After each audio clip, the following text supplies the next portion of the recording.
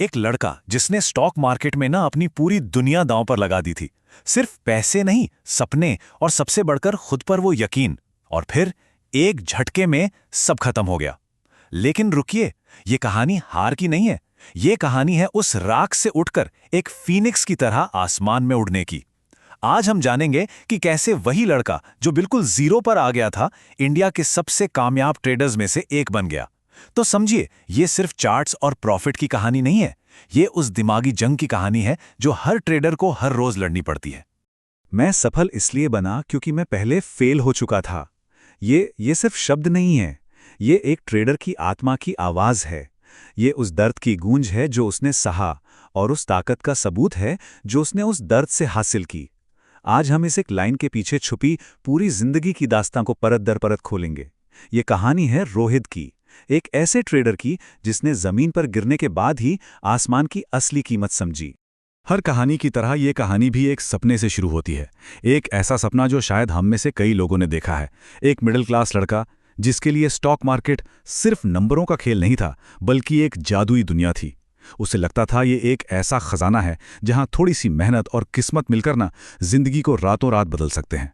और उसे लगने लगा था कि उस खजाने की चाबी उसके हाथ लग गई है। तो बस उसने इंट्राडे ट्रेडिंग की तेज रफ्तार दुनिया में कदम रख दिया। और पता है क्या, शुरू में मार्केट ने उसका दिल खोलकर स्वागत किया। एक छोटा प्रॉफिट, फिर एक और देखते ही देखते हर हरे नंबर के साथ उसका कॉन्फिडेंस आसमान छूने लगा।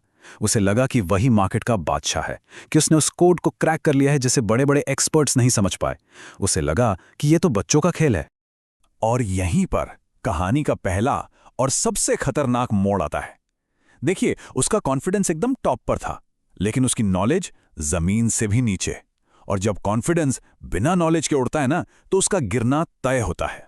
यहीं पर एक बात साफ कर देना जरूरी है। ये जो कहानी हम सुन रहे हैं, ये सिर्फ एजुकेशनल और मोटिवेशनल मकसद के लिए है। ट्रेडिंग और इन्वेस्टिंग में हमेशा फाइनेंशियल रिस्क होता है। ये एक ऐसा मैदान है जहां बिना तैयारी के उतरना खुद को आग में झोंकने जैसा है। रोहित की कहानी हमें यही सबसे बड़ा सबक सिखाने वाली है। और फिर वही हुआ जो हर उस कहानी में होता है, जहां हीरो अपनी ताकत को भूलकर किस्मत पर इतराने लगता है। किस्मत ने पासा पलट दिया और सपनों का वो सुनहरा बाजार अब एक कभी ना खत्म होने वाले बुरे सपने में बदलने वाला था। सिर्फ एक गलत ट्रेड। उसे लगा कोई बात नहीं, मैं इसे ठीक कर लूंगा। लेकिन उस एक गलती को छुपाने के लिए उसने एक और बड़ी गलती कर दी। और फिर तो गलतियों का एक ऐसा सिलसिला शुरू हुआ जिसे वो रोक ही नहीं पाया। अपनी आंखों के सामने उसने स्क्रीन पर हरे नंबर्स को लाल होते देखा, और फिर वो लाल रंग उसकी पूरी जिंदगी पर छा गया। कुछ ही दिनों में उसकी सालों की मेहनत की कमाई, उसके माँ बाप के सपने, सब कुछ उस लाल स्क्रीन में समा गया। वो सिर्फ जीरो पर नहीं, वो माइनस में आ चुका था। लेकिन ये नुकसान सिर्फ पैसों का नहीं था।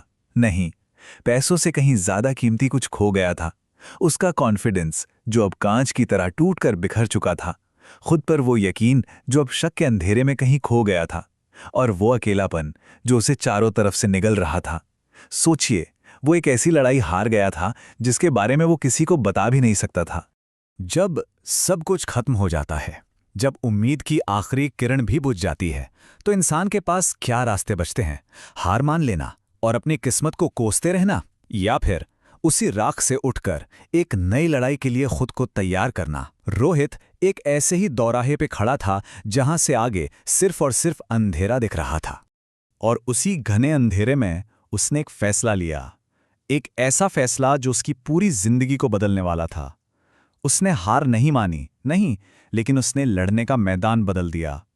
अब उसकी लड़ाई मार्केट से नहीं थी, अब उसकी लड़ाई खुद से थी।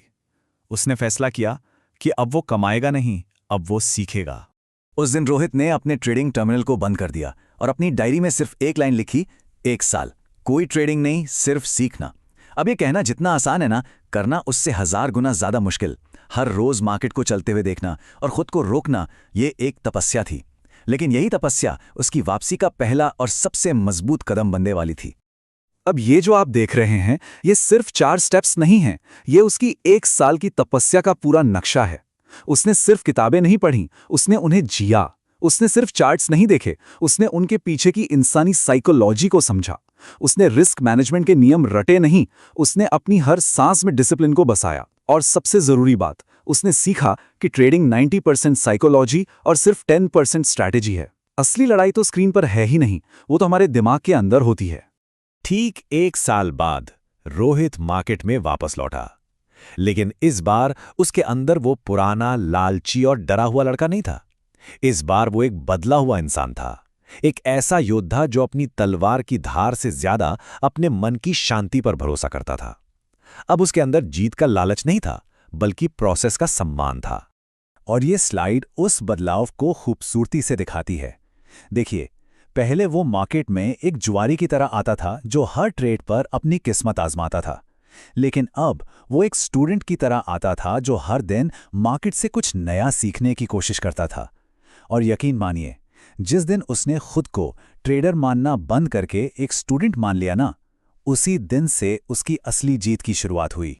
वो मार्केट में वापस आया, लेकिन लाखों के कैपिटल के साथ नहीं, सिर्फ 20,000 रुपए के एक छोटे से अकाउंट के साथ। क्योंकि अब वो समझ चुका था कि मार्केट में आपका अकाउंट कितना बड़ा है, इससे कोई फर्क नहीं पड़ता।